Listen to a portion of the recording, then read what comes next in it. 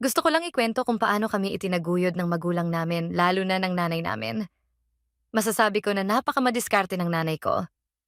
Dahil nga maliliit pa kami noon, ginawa ng nanay ko lahat ng trabaho na pwedeng pagkakitaan. Madaling araw pa lang ang nanay ko ay naglulukad na. Tinatanggal yung laman ng niyog, by the way, ang biniyak na niyog ay patutuyuin muna bago tanggalin ang laman o tinatawag na lukad. Inaabot ng hapon ang paglulukad niya at ang kita niya ay 150 piso lang, equivalent sa 1,000 piraso na niyog.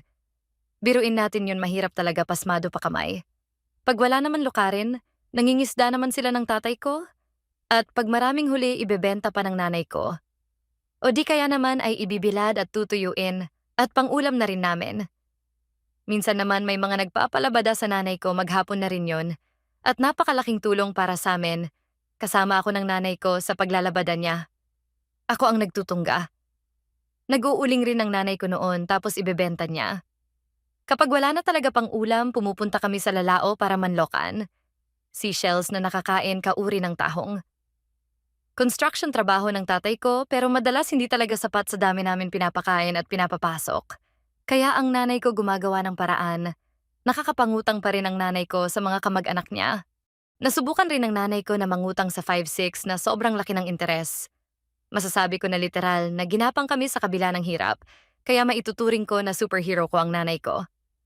Hindi lang siya nanay, para na rin namin siya doktor. Dahil sa tuwing may sakit siya na mismo gumagamot sa amin. Lalo na 3 kaming magkakapatid na dengue, di man kami napacheck up. Alam na niya na dengue dahil sa mga sintomas. Bungangera talaga nanay ko.